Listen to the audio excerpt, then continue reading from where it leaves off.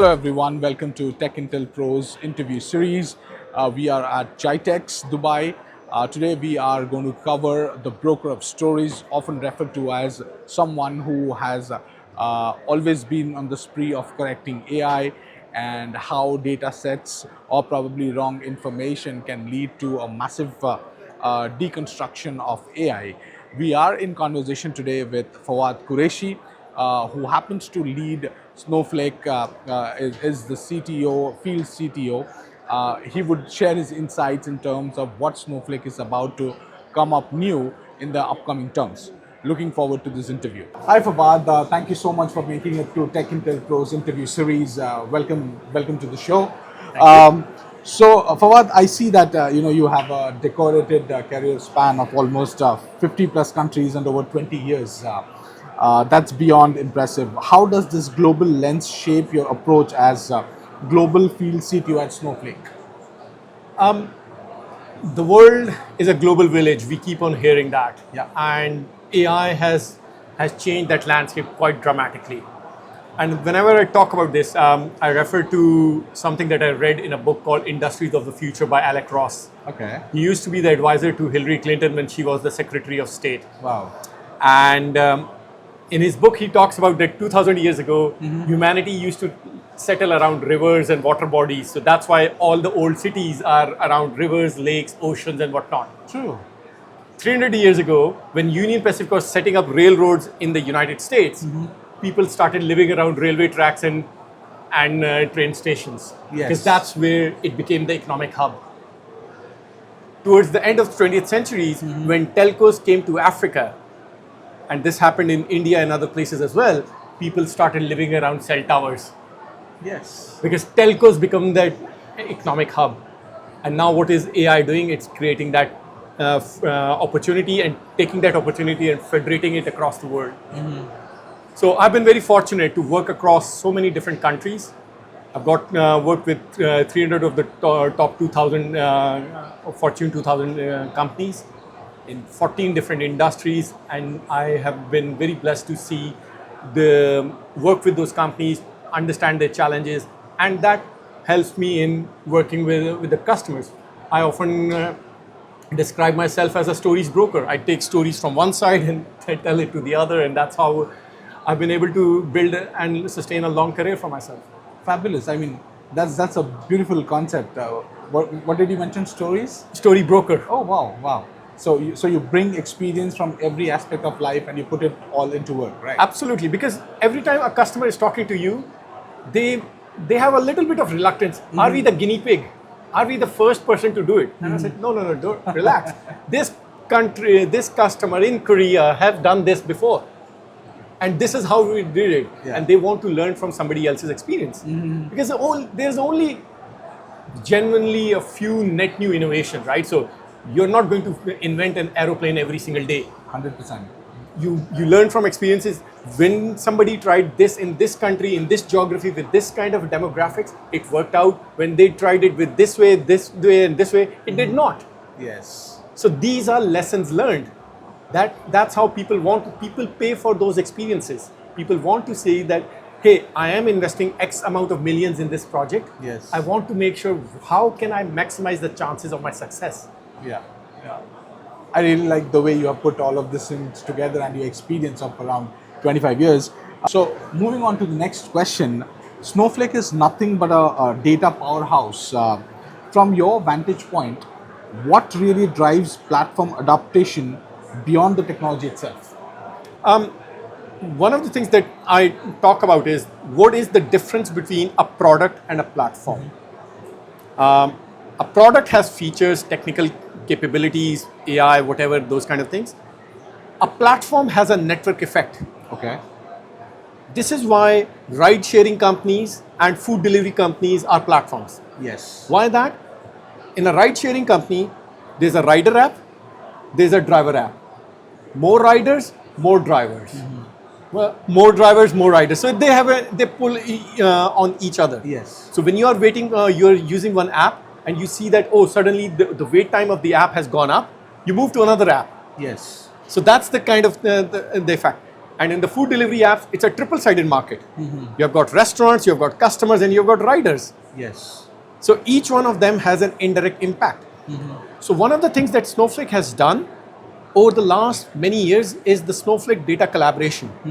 We have got this capability through which even if you want to share hundreds of terabytes of data between two accounts, it can be done in 1 second. Okay. It does not create a copy of the data.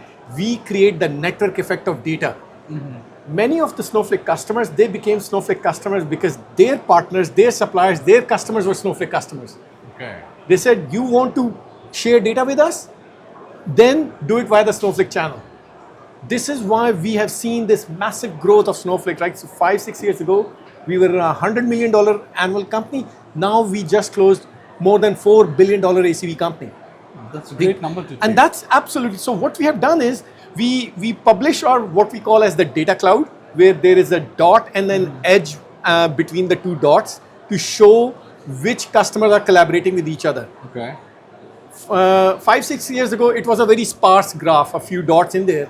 Now when you look at that graph, it looks like a dark blue ball. Okay. Because everyone is connected to everything. Because it is a matter of getting access to the right data. I want to build a story around my supply chain. I want to understand how are my customers dealing with my systems, how they are behaving, and that is worked out through the Snowflake AI Data Cloud. So beyond those technical capabilities, it's that platform effect, it's that network effect of data that we have enabled that delivers all the magic. Okay. And how much of it would you like to credit to the customer experience that folks had with Snowflake? There's an economics principle, very simple, economics 101. You make something cheap and convenient, and it becomes ubiquitous. Yeah. And I always talk about that a good technology needs to be invisible. A good technology needs to be like the geyser, water heater, boiler at home. And the only purpose of that technology is you get into the shower, you turn hot water on, you get hot water. Yes. If every day at breakfast, you're talking to your partner about the water heater, the only reason it is broken, you should never talk about your water heater, you should never talk about Snowflake. And that is what our delivery philosophy is. Many of our customers, when we go back and talk to them about the quarterly business reviews and discuss what has happened over the last 12 months, the biggest compliment that we hear from customers all over is, we never hear about Snowflake. It just keeps on working in the background like a silent system. And you know what happens when technology systems are working quietly and doing their job? You focus on what really matters. Exactly. And that's the point that often the technology vendor miss out. And that is what we have really delivered at scale. At hundreds of petabytes of scale, the system doesn't go down. And how do you guys manage that, if I may ask? It's of course, there's lots of engineering at the back end. There's a resilience at all levels. Different design principles. Incorporating failure as a design, right? So that's the whole notion of the cloud, right? So for many of the companies, when they come from the world of on-prem, in the world of on-prem, system design, and there's a concept of failures, but you think of systems as pets. Okay. And you coddle them, and you have names, and you kind of give nurture them, right? In the cloud, failure needs to be treated just like you treat cattle. Okay. It's a throwaway thing. It's a very different design mindset. What you need to think about is, how are you building systems and you ensure that it is built in the right way. There's a very good paper from AWS called Well-Architected Framework, and it talks about system design and philosophies and all. It's 120 pages PDF, lots of technical things. But I summarize that paper in one line. Everything can and everything will fail every single day, designed for that. Wow, that's an entire new perspective for me. Absolutely. Yeah. So this is, when you think about that, right? So every component in the system can fail. Have you included a backup for that? Okay. Now I get it. So and that's how we have designed our system. When as opposed to some of the on-prem vendors, they say, Failure is a once in a blue moon thing. If it happens, we'll take care of something. Failure is not included in the design principles. Failure is an afterthought. Yes. And that changes the complete game. Yeah, yeah. Okay, so you want to put it in a way where you would want to understand why fail then, but not now, and solve it for our customers, right? No, I mean, you expect the failure to happen. Yes. If you expect the failure to happen, then I can prevent for that. Correct. Right? So just like, if you're going on a long trip and you know that there is no fuel station between now and then, and your car has a maximum capacity of a certain liters, and you can only go 500 kilometers. Correct. And your destination is at 600 kilometers, and there is no gas station within 500. What is the failure design principle? You put a gallon of fuel in the car. Yeah. Because if you don't put that gallon of the fuel in the car, you are going to be stranded in the middle of nowhere. So it is basically anticipating failures and what happens if it doesn't, if it does go wrong. Graceful handling of failures is the way people expect software as a service solutions to work. Correct. Correct. So Fawad, you often talk about platform gravity. Yeah. How do you create that kind of pull where users, apps, and entire ecosystems naturally gravitate towards Snowflake? The predecessor of platform gravity was a concept called platform locking. Basically, you give the customers more and more options, and you start surrounding them with your features, and it becomes difficult for them to move out. Okay. There are lots of different companies who have been doing that. There are some famous large software companies who are often referred to as lawyer companies rather than software companies. And what they do is they give you options and you start using them, and it becomes very difficult for you to do those things outside of that environment. That's called the platform lock-in. Yeah, yeah. Platform gravity is where things are a lot more open. There's a lot of drive towards building open architectures, using open technologies or open solutions.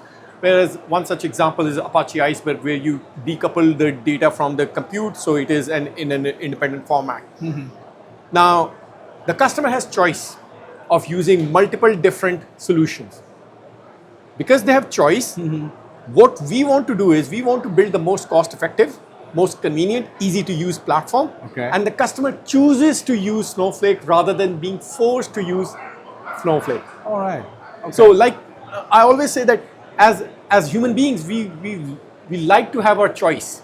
Just like in your life, you don't want a realtor to force you to buying something in a house or a car or whatever.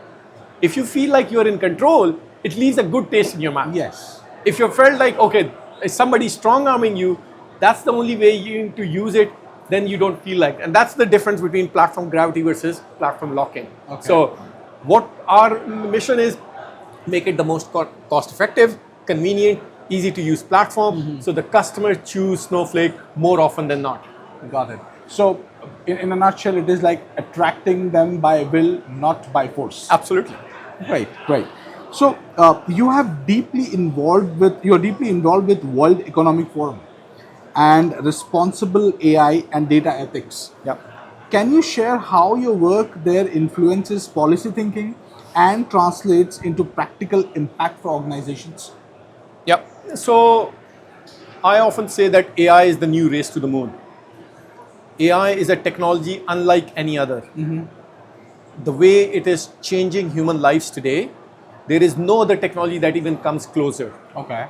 Right? So there's a lot of technology. This is a technology that my grandmother is talking about. This is a technology that my 5-year-old is talking about. Yes. Because it impacts everyone on a daily basis. When my 5-year-old is playing on his video game and he's complaining about the AI not being good enough. And my grandmother is talking about recipes and all those kind of things. So when it touches every aspect of human lives, the World Economic Forum is this non-profit body that wants to make sure that it is done in the most responsible, cost-effective, in a way that serves our planet the best. Okay. Because what is the World Economic Forum? It is a consortium of various policy makers, thinkers, world leaders to come together and use the technology in the right way so that we take our humanity forward. So one of the specific works that we have done at the World Economic Forum is we have built a new report. It's called synthetic data. Okay. Because we have got a lot of work going on in the space. In our world, despite all of the trends around data and how much people want to use data analytics, we still have gaps in understanding of our data. This is why Snowflake has a program called End Data Disparity. Okay. Which is, we want to understand how does this world work, right? So if just take an example, you pick up a medicine and the medicine says, if 1,000 people consume this medicine, one person will get a headache, which is fine. We say, okay, that's a side effect. But then you find out that the testing of that medicine was done on 85 kilogram white middle-aged men. Okay. What is the impact of the same medicine on a 50 kilogram Asian or an African woman? That is a gap in understanding of the data. There's no data set that represents that. So the testing data does not there. So we always talk about how do we eliminate biases. So what are the tools of use in the technology? And then there are people who are abusing this technology. Synthetic data using AI, creating fake copies and whatnot. There's this category of technology called deepfake. Yes. And something which is very personal. So my teenage daughter, her school sent us an email last year which says, there's a new technology in the hands of boys. It's called undress AI. Oh. That's shocking. What it does, you take a picture of a girl and you make, of course, I don't have to explain what it does. Yes. And then what it is explained to us in the email was, it will look like your daughter, but it is not your daughter. Oh my God. This is a bad use of the technology. Yes. Absolutely evil. Yeah. This is complete disruption. So we're talking about, how can AI impact us? AI can destroy lives if used in the wrong way. Correct. So how do we build that? So we built a primer for this for people to understand what is synthetic AI, synthetic data, and how can it help people in addressing some gaps for the positive reasons, and what happens if it is used in the negative way. Okay. So we have built a primer on that. So working with the policymakers, providing that. So Snowflake has a synthetic data generation capability in our platform. And one of the great use cases that our customers are using is they've got offshore teams building various type of AI models. There's a data that they want to share with them, but it's production data, it's classified, sensitive data that they can't share. Okay. So what do? You point that procedure of synthetic data to that real data. It creates a synthetic fake replica of the data, which has no real connections, but it has the same properties as the real data. You give the fake data to the offshore team builds the model on it. And then the model, you get the model and then you run the model on the production team. Fabulous. So right? So it's a complete different way of model training and development. Yes. But what do we need to do? Everything we need to do is through under responsibility. That's why we have a complete governance, role-based access control. All of those things are in there, because the line that I always say to my clients is, responsible innovation is sustainable innovation. Okay. So with your role at the World Forum, you're trying to make sure that you barricade this wrong use of technology. You can't barricade, right? So it's very hard. It's raising awareness and making people understand what could be the ways of stopping bad actors. Got it. It is impossible, right? So anyone who says, I have stopped bad actor, they're not serious about that. Yeah. It is about education. Just like my daughter's school said.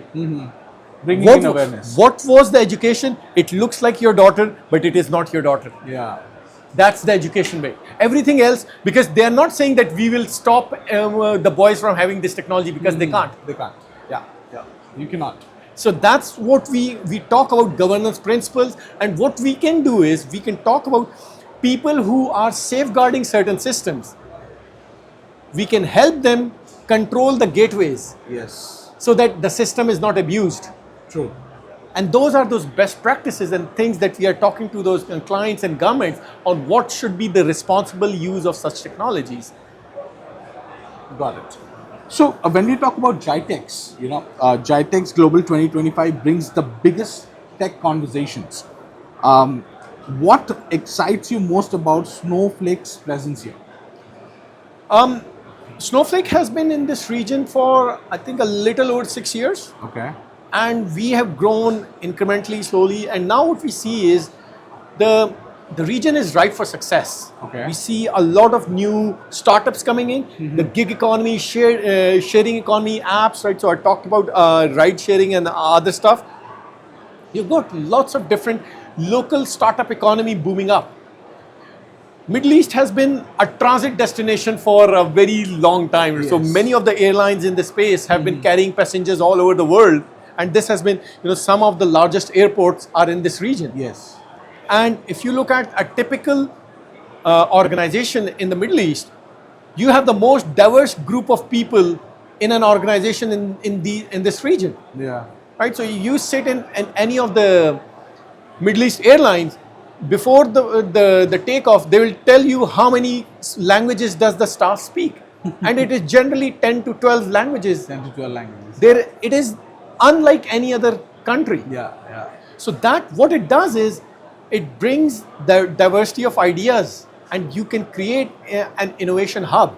So because of that, like I mentioned earlier, that network effect, we want to harness that network effect and grow that into it. And we can see that the governments here in the region are investing and they want to attract talent and build a hub, an economic technology hub where this can provide services to not just Middle East, but beyond. Okay, nice. So we are seeing companies race to claim the AI readiness. From your perspective, what separates those who are just experimenting from those truly at operations with AI at scale? I think this is about when you put solutions into production. Okay. And what it means is, when you are putting the solution into production, one thing that we always say to our customers and clients is, there is no AI without data. Okay. Have you got your foundation in place? Have you got the solution systems in place properly? Because if not, AI is not a quick fix. It's not a magical band-aid that is going to fix whatever the inefficiencies are in there. Because if all you do is, here is an old business process, I add an expensive new technology to it, what do you get? You get an expensive old business process. Yeah. Yeah. What we need to think about is, how do we re-engineer solution? Are we building our technology systems in such a way that AI can understand it? Because we need to keep in mind that AI is still a technology which is prone to hallucination. It can make mistakes. And when it makes those mistakes, you need to have a system that can course correct it. Correct. Talking about that responsibility and governance, that governance includes that covering for those hallucination and gaps. So the companies that are successful in this have built some sort of guardrails around them, different kind of data, metadata, understanding of the system, so that it can be served to those AI technologies to build robust, production-ready solution rather than just prototypes. Yeah, yeah. So in a way, you want to make sure, or these companies, who are there, who are using AI, need to do it in a responsible fashion, and make sure that the data that they are feeding has to be updated, right? Up to date. I mean, it cannot be that you are running the same old processes and feeding new data and expecting entirely new outcome. It's about the data strategy. It is about making sure your data strategy is in place before you start to consume AI. Yeah. No AI strategy without the data strategy. This is something that I will keep on saying like a broken record. It is not going to automatically fix your data problems. Some people say, oh, we never were able to build a proper report in the last 20 years. AI will build reports now. That's not how it works. You need to have those proper systems, reconciliations, all of those things, the best practices. There is things humans need to do before AI can serve you. Correct. Feeding the right amount of data. Absolutely. Yeah. You're also a LinkedIn learning instructor with 50,000 plus learner across 13 languages. Tell us about this side of your work. This is something that it's a personal passion. Okay. And I always say that I hope at the end of my life my contribution is greater than my consumption. So that's a nice thought. So what I want to do is I want to give back. I want to mentor people. So when I started that on LinkedIn, my idea was I've been through a certain journey. I know of one or two things. Why don't I teach others around those topics? Right. And those topics were around artificial intelligence and sustainability. How do you do that? And they got semi-viral, and basically LinkedIn decided to translate those into other languages, and that's why now I get questions in Indonesian and Korean, and I have to use Google Translate to answer those questions on what people are asking about.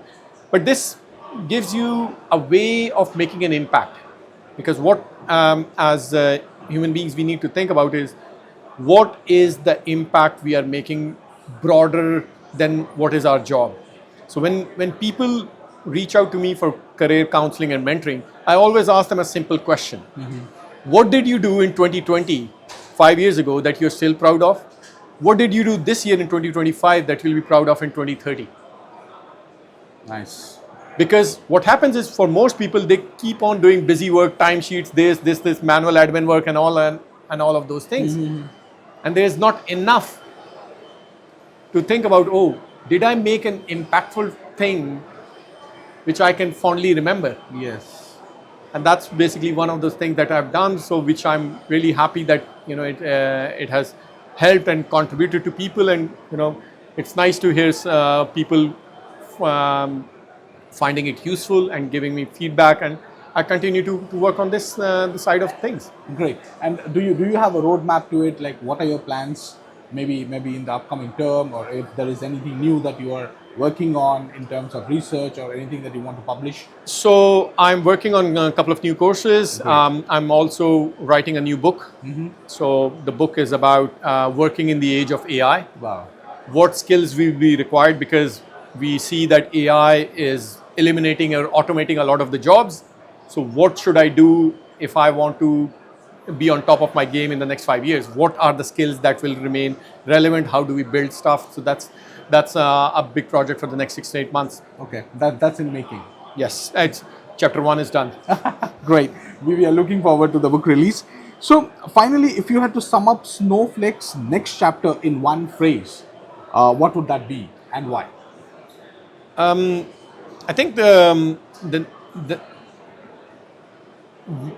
one phrase, Jeff Bezos said this very nicely. He said, every time people come to me, they ask about what will change. And I ask them, why are you asking about that? Why are you not asking me about what will remain the same? Yeah, that's deep. So what is the constant? There is no world in the future which will not require more data. Yeah. So Snowflake will continue to invest in things that help our customers leverage more and more data in their platform in the most cost-effective and easy way. Fabulous. So the thing that we keep on saying, no AI strategy without a data strategy, and Snowflake is set on our own data strategy. We continue to deliver on our data strategy. We continue to help customers deliver on their data strategy, because today the hot term is Agentic AI. Who knows what the next thing is? Yes. What does Agentic AI need? Better, clean data. Yeah. What will the next thing require? Better, clean data. What will the thing after 5 years require? Better, clean data. True. That's it. Fabulous. On that note, Fawad, it was great interacting with you. We really understood, how AI should be treated going forward. And with you leading the pack at Snowflake, we would be looking forward to more such innovation. Yeah, we would wait for your book release and looking for more number of courses on LinkedIn by you. Thank you so much for your time. It was lovely interacting. Thank you.